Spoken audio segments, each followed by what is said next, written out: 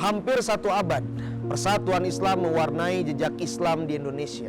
1923 menjadi langkah awal para founding father persatuan Islam mensyiarkan dakwah Islam yang berorientasi pada purifikasi ajaran Islam berlandaskan Al-Quran dan As-Sunnah.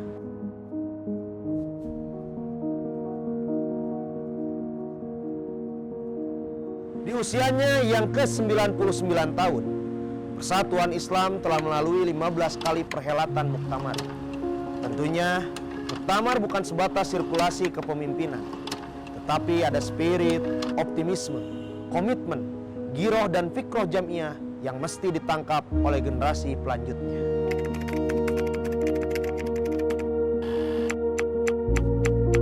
Tentunya, banyak nilai yang perlu kita angkat dalam setiap perhelatan muktamar yang telah dilalui. Nilai sejarah, gagasan besar, hingga upaya merawat hitoh perjuangan persatuan Islam. Lantas, apa yang akan terjadi pada muktamar ke-16 ini? Apakah akan terjadi transformasi, sirkulasi kepemimpinan, atau sebatas momentum seremonial? Saya dan tim Maha Production mencoba mengurai perhelatan muktamar dari masa ke masa. Mari bersama melihat jejak muktamar.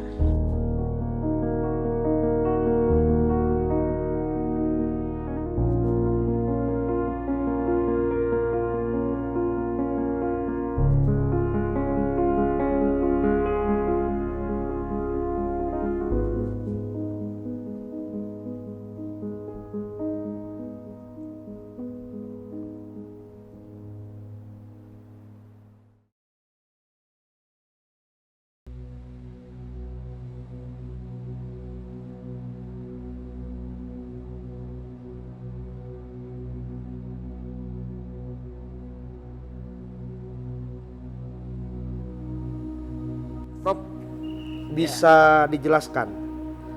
Sebetulnya kan tidak banyak yang tahu tentang kapan muktamar yang pertama itu terjadi. Termasuk juga dinamika yang ada di dalamnya seperti apa dan bagaimana. Bisa Prof jelaskan tentang sebetulnya kapan sih muktamar pertama Persatuan Islam itu terjadi? Ya, sebetulnya kalau melihat di sejarah itu memang tidak ada penamaan resmi ada muktamar pertama. Hanya saja kemudian para sejarawan ataupun kita menafsirkan bahwa ketika Persis berdiri itulah muktamar yang pertama. Artinya tanggal 12 September tahun 23 ketika didirikan Persis di Bandung, itulah dianggap sebagai muktamar yang pertama. Dianggap ya, karena memang tidak ada penyebutan. Pada muktamar-muktamar berikutnya pun tidak disebutkan muktamar kedua, ketiga, keempat dan seterusnya. Sehingga tapi kita mengelompokkan saja momentum-momentum pada saat perubahan pergantian pengurus, perubahan anggaran dasar, kita sebut muktamar. Karena secara reguler muktamar itu baru dimulai tahun 90. Secara reguler. Secara reguler karena ya? sebelumnya kan ada tahun awalnya tahun 23, kemudian tahun 42, kemudian tahun 50-an, baru kemudian terakhir tahun 60, kemudian 62 referendum, kemudian baru 81 muahot. 81 baru 90 muktamar. Jadi sebetulnya penyebutan muktamar yang resmi itu sebetulnya di tahun 90. Yang artinya, reguler per 5 tahun. Artinya sebelum 1990 itu tidak ada kesepakatan bahwa ini adalah muktamar 1, 2, tidak ada. 3. Itu hanya momentum saja. Yang mungkin disebut muktamar ketika muktamar Bangil tahun 60 itu disebut muktamar. Kemudian tahun 81 itu disebutnya muahot. Bukan muktamar ya. Baru 90 disebut lagi muktamar lagi. Dan 90 secara reguler itu per 5 tahun. Sebelumnya tidak per 5 tahun. Kadang dari 60 ke 81 itu kan jauh sekali. Dari tahun 57 ke 60 juga jauh sekali. Jadi yang reguler itu baru sejak Jamus Latif Mukhtar per 5 tahun. Sekarang baru 7 tahun lagi. Artinya karena pandemi COVID kita harusnya kan 2020. Iya betul. Nah, kita maju lagi geser ke 2022. Sekarang sudah 7 tahun lagi. Semula 5 tahun reguler sejak tahun 90.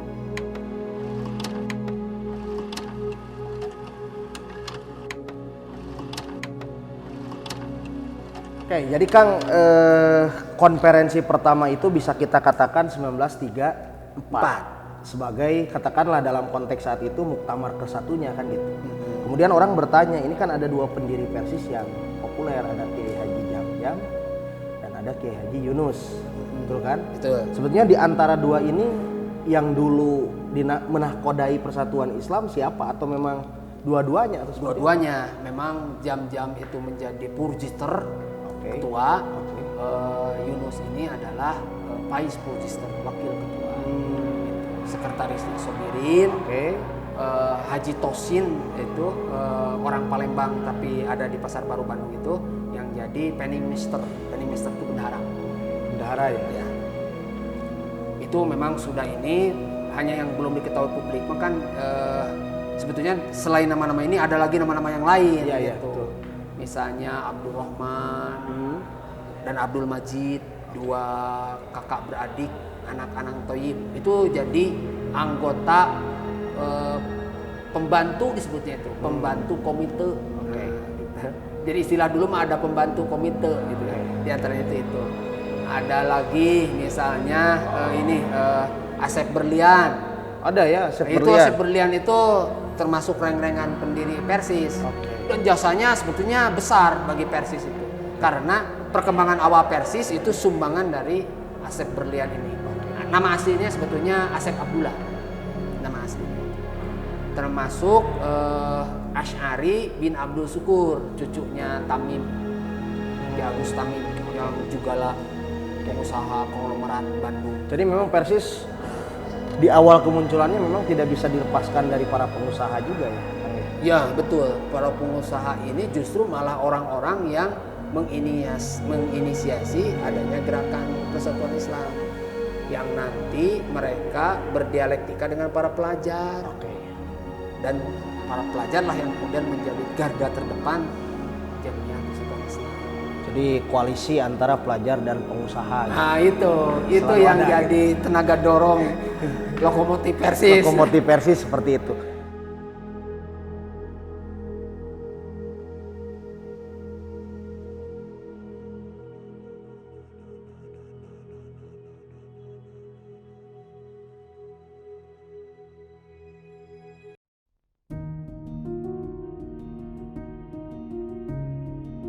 Dalam catatan sejarah Jamiah Persatuan Islam, banyak peristiwa terjadi dalam perhelatan Muktamar.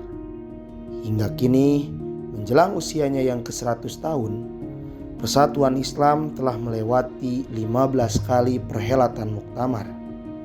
Sebelum pada akhirnya masuk pada perhelatan Muktamar yang ke-16, mari kita melihat jejak Muktamar dari masa ke masa. Muktamar pertama kali diadakan pada April 1934 yang bertempat di Bogor. Pada tahun tersebut belum menggunakan istilah muktamar, namun menggunakan kata konferensi. Konferensi Persis pada tahun ini menghasilkan keputusan untuk mengukuhkan Hubestur Persatuan Islam atau semacam pengurus besar Persatuan Islam.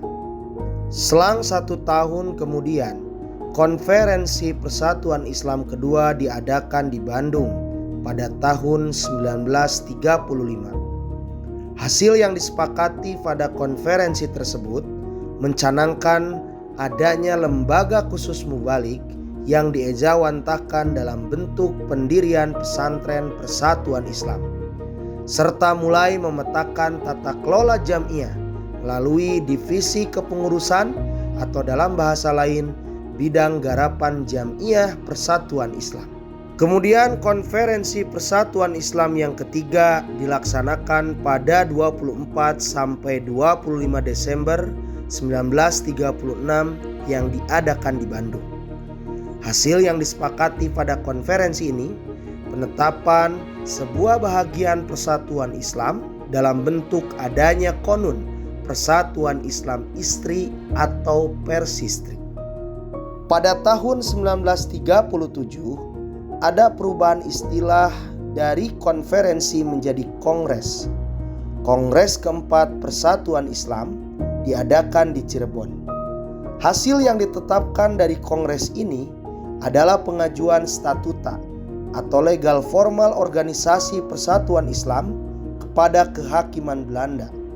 Mulai diusahakan pada tahun 1938 dan diizinkan oleh kehakiman Belanda pada tahun 1939. Pada tahun 1940 diadakan kembali Kongres kelima Persatuan Islam.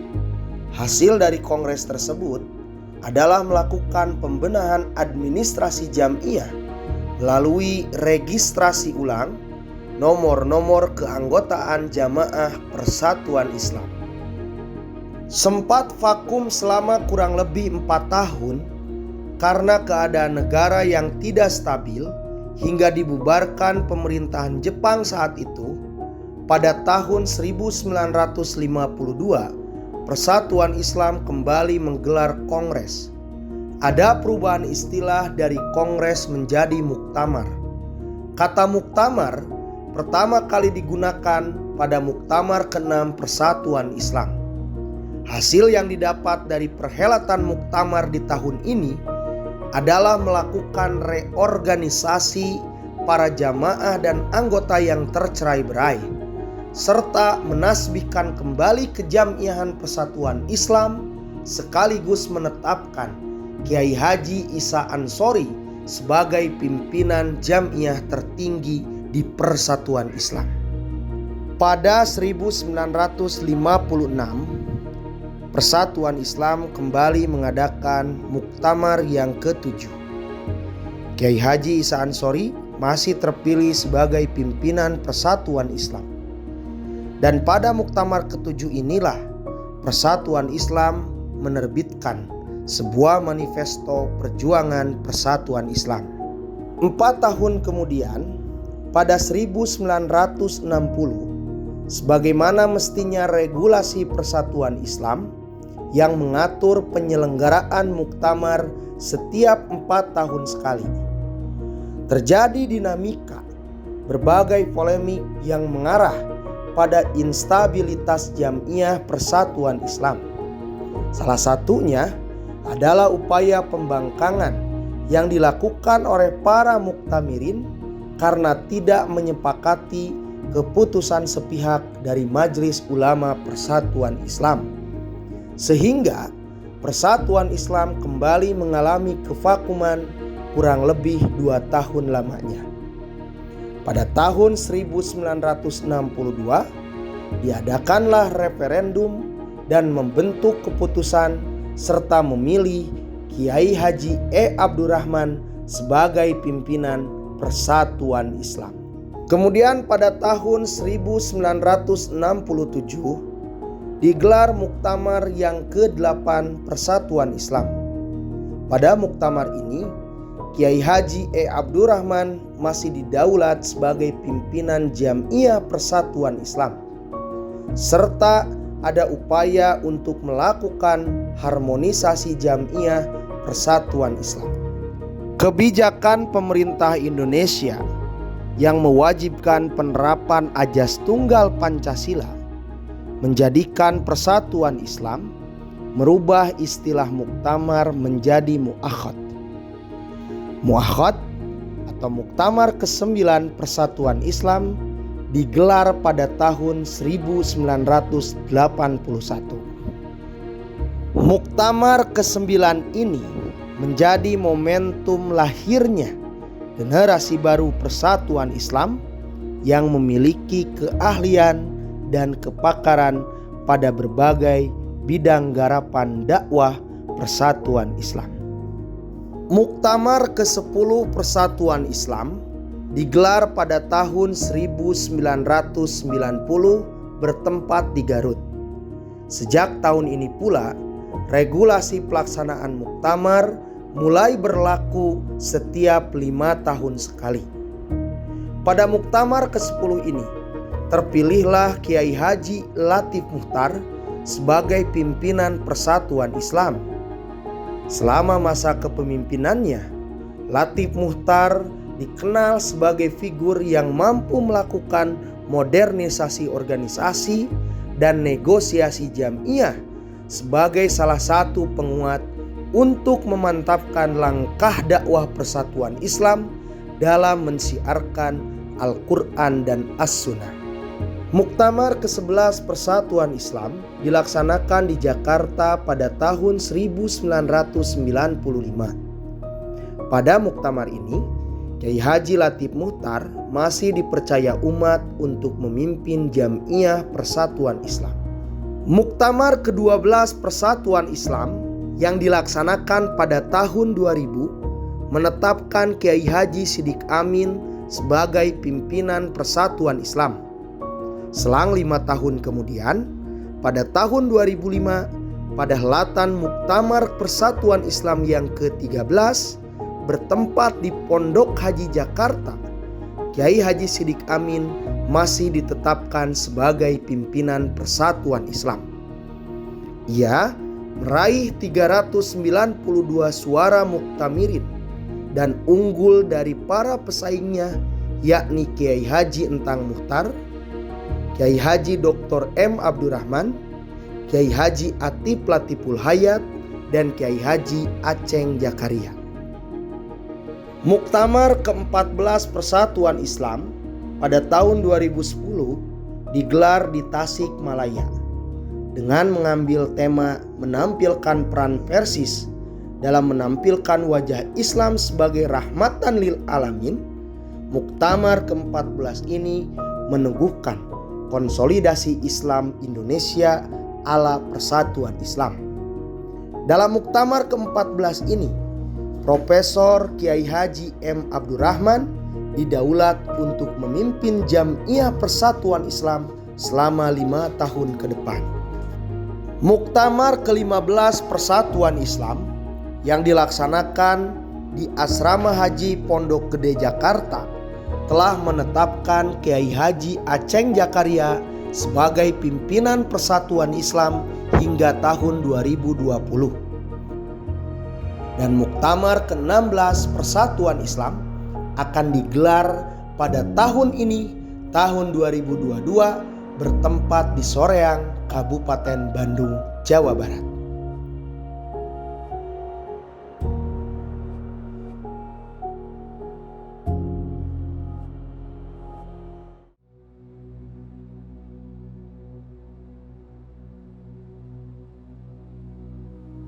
Sebetulnya ya dari setiap muktamar itu ada tugas masing-masing karena challenge-nya beda-beda ya. Seperti muktamar 36 itu ada sosok yang mempengaruhi betul organisasi Persis, ada Pak Nasir ya yang itu Pak Nasir ini yang membentuk Jam'iyah Persis sebenarnya kan dia yang bikin izin, kemudian membuat bidang-bidang program lebih terstruktur. Jadi Pak Nasir ini sosok yang pencetus gagasan ya organisasi Persis itu karena challenge-nya waktu itu ada di situ. Ada Muktamar 48 misalnya yang tantangannya adalah menghadapi revolusi kan, dibutuhkan tenaga-tenaga muda, maka tampil misalnya Pak Sansori gitu ya. Kemudian ada Muktamar tahun 60 yang memang tantangannya adalah tantangan pembubaran Masyumi ya, yang waktu itu terjadi di persimpangan jalan antara apakah akan menjadi partai menggantikan Masyumi atau tetap sebagai ormas. Yang di situ akhirnya kan ada sedikit kisruh ya, tahun 62 akhirnya ada referendum, tapi Persis memilih track yang tepat ya, tahun 62 itu memilih untuk tetap di ormas, tapi dengan satu tantangan baru. Tantangan barunya itu sejak tahun 62, jadi kelompok-kelompok yang pro partai seperti Pak Sansori dan sebagainya memilih tidak aktif di Persis. Jadi ketika tidak memilih tidak aktif di Persis kan ini jadi satu masalah baru ya, baru. Jadi Persis seperti harus membuat definisi baru ya tentang Persis. Jadi seolah-olah tahun 62 itu Persis itu seperti kembali dari nol sebenarnya kan. Dia membangun lagi logika organisasinya. Nah, tapi itu berhasil dilalui ya oleh oleh Ustadz Abdurrahman sampai tahun 80-an ya, 80. Nah, beliau ini menghadapi tekanan Orde Baru yang luar biasa dengan infrastruktur Persis yang sudah mulai porak-poranda sebenarnya, karena semenjak kisruh tahun 62 itu kan banyak cabang-cabang Persis yang tidak aktif gitu, memilih untuk tidak gabung di Persis. Jadi Ustadz Abdurrahman ini dia mulai ini lagi kan ya, membangun lagi Persis dari nol, yaitu dengan menyiapkan kader baru gitu. Jadi sesungguhnya pekerjaan seriusnya Ustaz Abdurrahman itu adalah menyiapkan kader yang nanti kader itu dipanen tahun 90-an. Jadi tahun 90 itu adalah apa yang diinvestasikan oleh Ustaz Abdurrahman. Dan beliau juga berusaha mengkomunikasikan kembali ya jaring-jaring yang yang terputus gitu ya, yang sebelumnya lepas. Dan itu nanti ketika beliau meninggal, tugas itu dilanjutkan oleh Ustaz Latif Muchtar. Ya. Ustaz Latif Muchtar selama lebih kurang lebih dari 10 tahun ya, dari 84 beliau menjadi 83 menjadi ketua sampai tahun 97. Jadi selama waktu itu Ustaz Latif Muchtar ini berusaha untuk menemukan kembali gitu ya kader-kader Persis ini yang tercecer di mana-mana, dan akhirnya kan bisa dirajut ya. Kalau dulu ada bahasa Bandung Bangil, nah pada zaman Ustaz Latif itu sudah mulai konkret gitu ya, konkret ini persatuannya.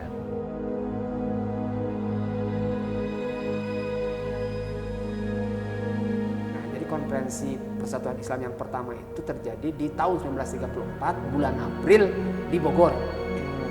Dan itulah kemudian memunculkan adanya pengurus besar Persatuan Islam, atau waktu itu istilahnya HB, Hoop Bestuur, gitu ya. Istilah Belanda, Hoop Bestuur, Persatuan Islam. Maka kemudian Persatuan Islam mempunyai divisi-divisi. Kalau istilah sekarang Bidgar. Nah, gitu. Ada di tahun 1934 itu ada bahagian tabligh, ada bahagian pustaka yang sekarang jadi Dewan Hizbah. Ya. Dulu itu ulama itu berkumpulnya di bahagian pustaka itu. Ada bahagian pemuda, ada bahagian istri, ditransformasikan bagian-bagian itu. Nah, ini yang kemudian dicanangkan dan kemudian ditimbulkan perbaikan atas itu. Nah, konferensi ini dilanjutkan karena konferensi itu 1 tahun sekali. Jadi konferensi yang kedua di Bandung tahun 1935. Konferensi inilah yang kemudian mencanangkan harus adanya lembaga khusus untuk mengkader mubalik. Ini yang kemudian memicu menjadi pesantren Persis.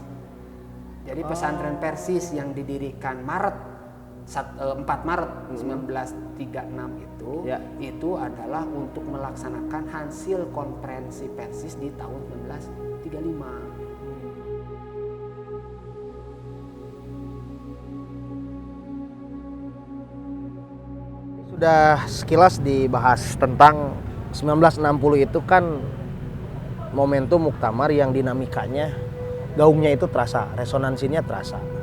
Bahkan di sana juga kemudian memunculkan istilah Persis Bangil dan Persis Timur begitu ya. Persis Bangil dan Persis Bandung. Dinamika seperti apa Kang yang pada akhirnya memunculkan dalam momentum sejarah Persis memunculkan istilah Persis Bangil, Persis Timur? Sebenarnya sih triggernya politik. Ya. Politik itu kan gini ya. Tahun 60 itu kan Masyumi dibubarkan. Ya. Waktu itu semua aktivis Persis itu adalah aktivis Masyumi gitu. Ya. Jadi, apalagi Pak Ihsan Sorry ya, Pak Ihsan Sorry ketua umum Persis itu kan ketua FAK ya, Front Anti Komunis yang tentu sangat sangat menjiwai betul ya bagaimana Masyumi harus dibubarkan oleh Soekarno. Nah, makanya pada waktu itu kan gagasannya ini harus ada yang meneruskan partainya Masyumi itu. Nah, optimisme Pak Ihsan Sorry karena dia adalah aktivis Masyumi kan. Nah, Persis itu harus menjadi penggantinya Masyumi, makanya dia menawarkan di di muktamar itu kan ke depan dengan wajah baru gitu ya. Wajah baru itu jadi partai politik dengan nama Jamaatul Muslimin, kan tawarannya Pak Ihsan Sorry. Pendukungnya banyak, terutama yang aktif-aktif di Masyumi kan. Nah, kebanyakan pendukungnya itu ini didukung juga oleh Majelis Ulama. Nah, Majelis Ulamanya itu adalah Ustadz Abdul Qadir Hasan ya. Abdul Qadir Hasan dari Bangil. Nah, sementara di sisi yang lain, Ustadz Abdurrahman melihat ya sebagai pemuda waktu itu juga dan sekretaris ya sebenarnya di Persis. Nah, dia melihat bahwa kalau dibawa ke politik, jadi dia tidak setuju gitu karena Persis ini kan core-nya tidak di sana. Dia melihat juga kan Muhammadiyah juga tidak di politik. Kemudian anggota-anggota istimewa Masyumi lain itu tidak ada yang berubah menjadi partai politik gitu, sehingga tidak setuju. Dan ini ada pendukungnya juga, cuma pendukungnya ini banyak Bandung gitu. Nah akhirnya kan karena ada persoalan politik ini ada terjadi pembelahan gitu Bandung Bangil. Jadi itu bukan dari segi pemikiran pada mulanya, tetapi dari segi dari politik. Jadi Ustadz Abdul Rahman ingin merangkul semua pihak yang agak sedikit bermasalah gara-gara peristiwa Muktamar Bangil itu, dirangkul, dan beliau berhasil merangkul Ustadz Isa Ansori, merangkul Ustadz Fahrudin Al-Qahiri yang asalnya di blok yang berbeda. Beliau rangkul, itu beliau mau dijadikan penasihat PP Persis, dan akhirnya semua tampil di tablik akbar. Tablik akbar di sini di kota Bandung ini untuk menunjukkan kepada umat kebersamaan gitu. Konsolidasi. Yang pertama tablik adalah Ustadz Fahrudin Al-Qahiri. Kedua Pak Natsir, ketiga Ustadz Komar bin Saleh, keempat baru Ustadz Abdul Rahman. Nah ini jadi konsolidasi dakwah sejak dulu, Bang. Iya, gitu. Konsolidasi dakwah.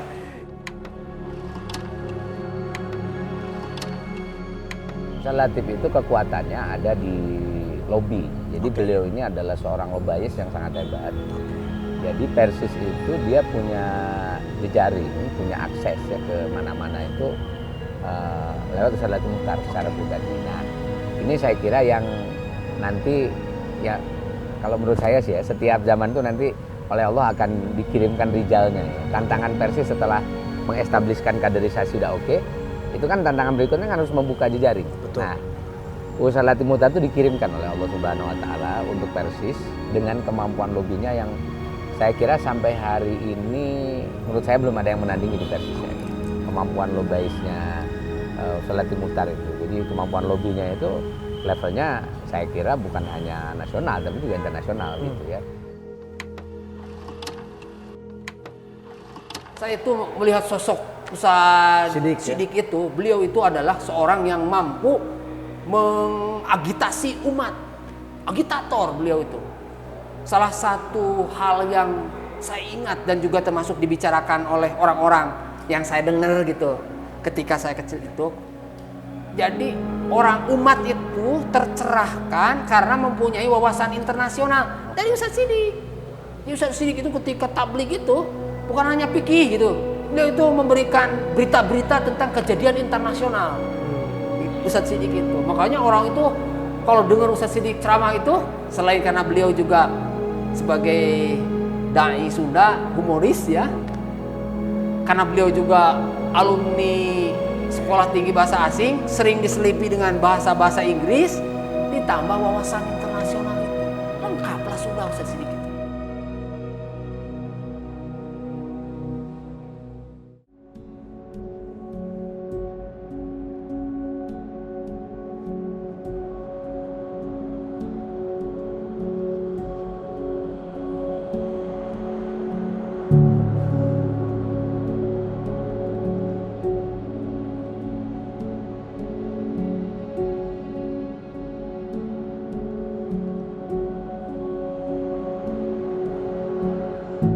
Sampai sekarang saya tidak melihat adanya konflik di Muktamar, tidak pernah terjadi lah. Menurut Prof, dinamika semacam itu positif tidak untuk organisasi? Ya bagus sih, organisasi kan berarti tenang-tenang saja lah dia memanai Muktamar. Bukannya kalau tenang-tenang itu berarti tidak ada dinamika, Prof? Artinya dalam struktur keorganisasian tidak ada kemajuan berarti atas bukan apakah kemajuan ukurannya harus ribut kan tidak juga gitu. Yang pasti musyawarah mufakat itu kan bahkan saya kemarin di Majelis Penasehat mendorong agar bagaimana kalau Dewan Hizbah mengambil putusan Muktamar itu sesuai dengan syariat. Lebih mengedepankan musyawarahnya dibanding demokrasinya. Hingga diputuskan oleh Dewan Hizbah bahwa Muktamar itu bisa memilih pilihan langsung, bisa ahlul halal wal aqdi, bisa di perwakilan, bisa juga musyawarah mufakat untuk memilih seseorang, itu silakan saja. Sehingga acuannya itu yang dipakai oleh Persis. Jadi kalaupun sekarang misalkan ada calon-calon Ya udahlah kumpul bareng gitu, ini yang dicalonkan berapa orang, udahlah ente jadi apa kan selesai. Oke. Ya itu aja sih, karena Persis kan tidak jelimet seperti orang lain. Oke. Bahkan kelihatannya orang pada nggak mau jadi ketua umum Persis itu. Pada nggak mau gitu. Jadi sulit untuk mencari kader-kader untuk kokoh untuk menjadi ketua umum itu ramai enggak. Meskipun sekarang mungkin sudah ada digadang-gadang, ada Ustaz Aceng, ada Profesor Atip, ada Ustaz JJ gitu, ada Ustaz Iman yang ramai di flyer itu kan juga flyer yang tidak tidak sah juga. Itu kan kita kan tidak punya KPU-nya. Jadi orang bisa mengajukan siapa saja, terserah. Meskipun orang mengerucut misalkan kepada 2 atau 3 nama, ya biasa saja sih. Ya. Kalau di Persis mah tenang-tenang saja lah.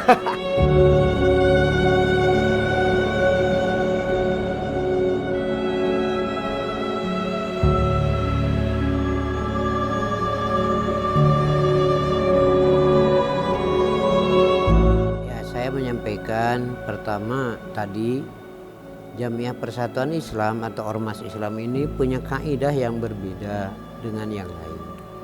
Saya harap pemimpin ini memahami pada kaidah ini. Kemudian jika kembali kepada Quran, karena Persis itu berusaha untuk melahirkan yang tafakuh fiddin, maka di sini tentu penekanan fikihnya ini yang harus mewarnai, yang harus jadi kriteria bagi pemimpin di Persis ini. Sebab jika tidak tafakuh fiddin, nanti akan sama dengan yang lain. Ya, jadi itulah ya. Jadi kita berharap bahwa ulama atau pemimpin yang akan datang itu memahami kaidah fikih, kaidah Persis yang tafakuh fiddin. Adapun nanti untuk taskil pendukungnya banyak kita tutup potensinya, baik akademisi maupun ulama, ustadz banyak, insya Allah. Mari bersama-sama dengan ikhlas kita berjuang di Jamiah Persatuan Islam. Yang punya keahlian silahkan untuk di situ kita buktikan keahlian untuk kemajuan Islam dan kaum muslimin, khususnya di Persatuan Islam. Jadi jangan berpikir bahwa di Jamiah Persatuan Islam tidak ada akademisi, tidak ada yang ahli, enggak. Justru kita sekarang berpikir siapa saja yang punya keahlian saya ajak. Ya, nantinya saya akan sodorkan kepada siapa yang terpilih. Kalau bisa dipakai yang ini silahkan. Ya, begitu. Tetapi dengan catatan saya tadi bilang, kalaupun punya keahlian, punya rasa saya bisa, tetapi tidak terajak, jangan keluar dari gembong kalau kereta api itu Ya, treknya, relnya. Gerbongnya. Gerbong. Sudah ada nahodanya, kemudian siapa yang membantu nahoda itu, nah yang lainnya siap ikut di gerbong itu. Nah, andaikan belum bisa ditaskil, jangan berpikir tidak ada lahan untuk berjuang. Masih banyak. Malah membantu daerah-daerah untuk dikembangkan lebih maju lagi. Ya.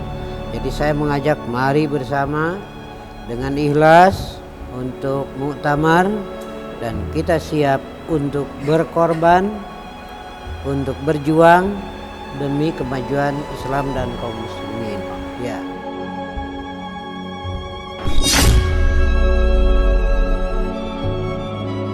Dalam narasi sejarah persatuan Islam, dinamika pemikiran tentunya selalu mewarnai untuk menunjukkan bahwa Persis selalu terdepan. Dalam arti terdepan untuk senantiasa memajukan Islam dan umat Islam. Persis bukan gerakan eksklusif yang anti terhadap berbagai hal dalam konteks pembaruan. Tapi narasi sejarah menekankan bahwa Persis adalah gerakan yang terbuka, inklusif, dengan berbagai pandangan, apapun yang ada selama kemudian sesuai dengan rujukan utama umat Islam, Al-Quran dan As-Sunnah. Tentunya kita akan saksikan di Muktamar ke-16 nanti, upaya merawat hitoh Jamiah Persatuan Islam akan senantiasa menjadi komitmen bersama seluruh kader Jamiah Persatuan Islam. Saya Ridwan Rustandi melaporkan atas apa yang telah disampaikan mengenai jejak Muktamar Persatuan Islam.